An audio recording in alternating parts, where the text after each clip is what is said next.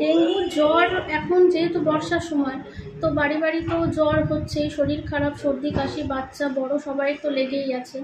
সবাই সবার মতো চিকিৎসা করছে, কিন্তু সবাইকে এটুকুই বলা হয়েছে আমার তরফ থেকে, পঞ্চায়েতের তরফ থেকে বলা হয়েছে, যদি কোনো মারাত্মক কিছু হয়, জ্বরটা যদি অনেক দিন থাকে, সেক্ষেত্রে একটু ব্লাড টেস্ট করা এবং নিকটবর্তী স্বাস্থ্যকেন্দ্রে গেলে তারা সমস্ত, সেখানে সব এনএম দিদিরা আছেন, তারা সমস্ত তাদের মতো করে চিকিৎসা করে।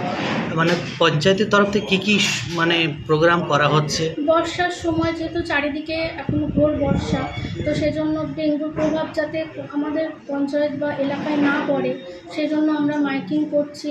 চারিদিকে যত নোংরা আবর্জনা জঙ্গল আছে সেগুলো কাটার চেষ্টা করা হচ্ছে, যাতে মশার উপদ্রবটা কমে, যাতে ডেঙ্গুর প্রভাব কমে, মানুষ যাতে সুস্থ থাকে, পরিষ্কার পরিচ্ছন্নভাবে নিজের জীবনটা কাটে। আপনার নাম? নাজমুন নাহার। আমি ঘরানাস কুড়িগ্রাম বসে একটু ঘরানাস কুড়িগ্রাম পঞ্চায়েতের প্রধান।